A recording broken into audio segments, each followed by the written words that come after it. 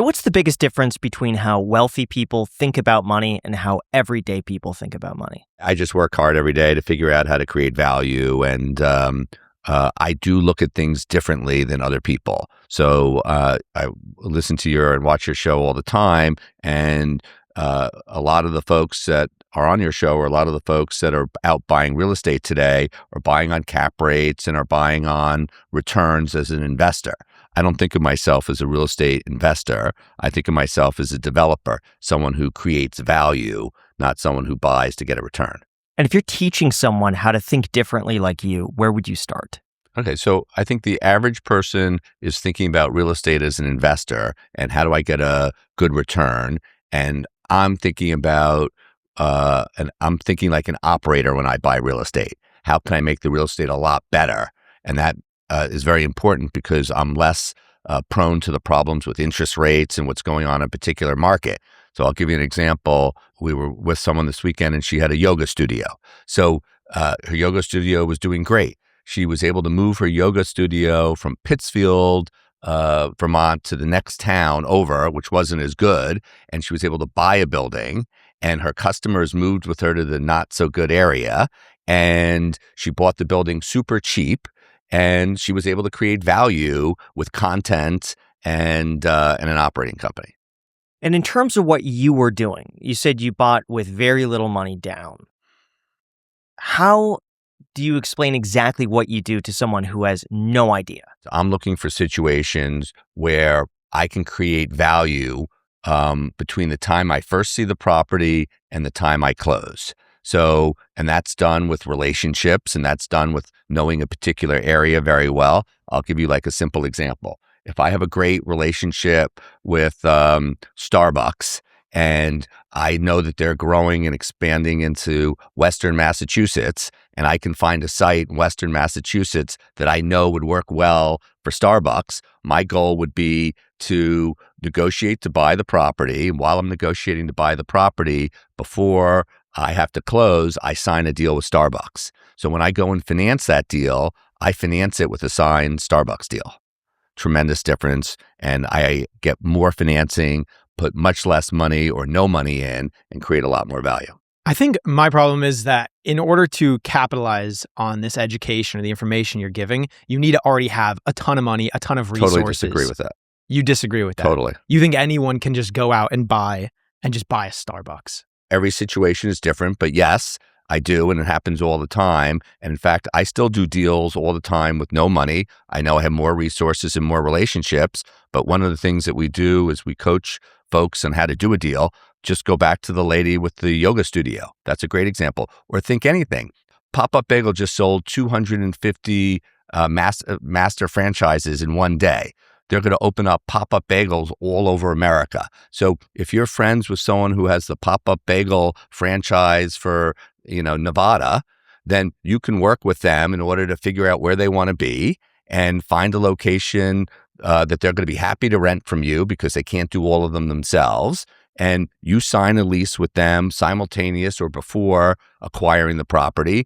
And if that doesn't give you 100% financing, it's going to give you a lot more financing. Well, what if you don't know the bagel guy? Yeah, you don't the know average the viewer Starbucks listening to this right now is like sitting in their room. They're not living at their, maybe they're living at their Maybe parents'. they should get out of their room and go out and meet people and go and walk around and understand what's going on in different communities. I was on the phone today with someone who was asking me about a deal. I was like, have you been to the property? Oh, no, I was on Google Maps and I said, don't ask me questions. Go drive around that property, see what the neighbors are, see how the parking works, see how the stoplight works, see if it's a good piece of property. By the way, I bet you the future tenant for that property is probably within 200 feet of what's there. There's some car dealer or some bagel guy or whoever it is who's looking for more space or a better location or a different location. So you have to go out and look at things.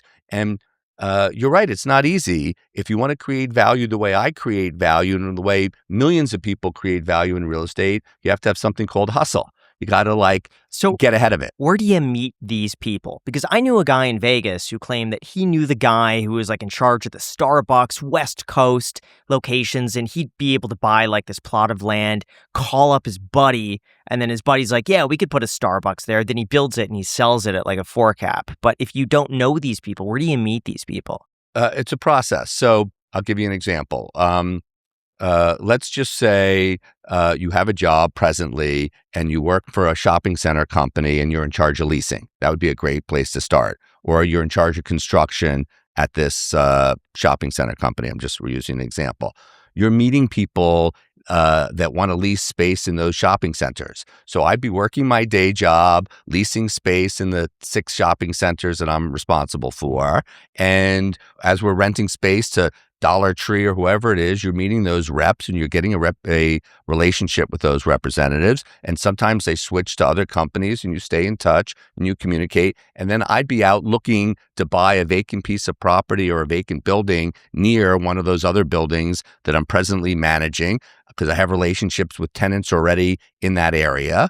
And that's how you do it. Yeah, I would say that's a pretty huge if, though. Let's say we have 300,000 people that are watching this and 10 of them are in that position of they're already working leasing at some sort of shopping.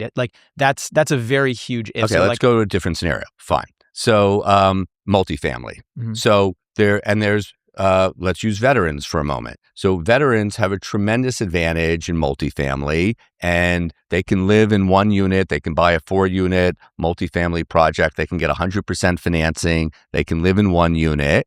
They can, if they're handy or capable or whatever, they can fix up the units and do what they want to do in the units. And that's a great way to create value. But I think that's also another huge if. If we're only applying things to certain small demographics of people, you have veterans and then you have other people working shopping centers. So let's just say the average person out there watching this. Maybe this isn't for the average person. So this is for people who want to create value and want to hustle and want to work hard. I deal with hundreds of people who do this. So you're right. Maybe it's not for 3 million people, but it could be, and it's not that hard. And by the way, go to a single family house where they're buying a house and there's an opportunity to renovate. Let's go back for a second how to do any of this. You need to be an expert in something. So you need to have a plan. I want to buy multifamily in this particular neighborhood, or I want to buy a single family in this particular neighborhood, or I want to buy retail or hospitality or whatever it is. And then you need to be really smart on what's going on in the prices in those particular areas, because real estate, as you know, is super inefficient and everybody has a different price for a particular property. What I see as a price for a property might be something different than someone else has. Explain inefficiency. Why is it so important and why can someone use that to make a lot of money? And really quick, I gotta say, something that Jack and I have been trying to do a lot more lately is just to remove the annoyances that quietly waste time and energy, because those things add up fast. The thing is, we're always on the go, we're always trying to get to the next thing, so having a cleaner setup and a little more control in your day really goes a long way, and that is exactly why we absolutely love MagBack. The MagBack Elite case is so much more than just a case. It has the finger loop for a secure grip, side grips that feel great, a pinky pillow for comfort, and a built-in kickstand when you need it. That is all built to make everyday use way better. And it also just comes with a screen protector, so that's one less thing that you have to worry about. Then they also have their MagBack 3-in-1 home multi-charger that keeps everything clean and ready to go. You drop your phone, AirPods, and Apple Watch on it at night, and by morning, everything is charged in one place. What I really like about this is that it's not just a mess of wires that looks awful. I don't have to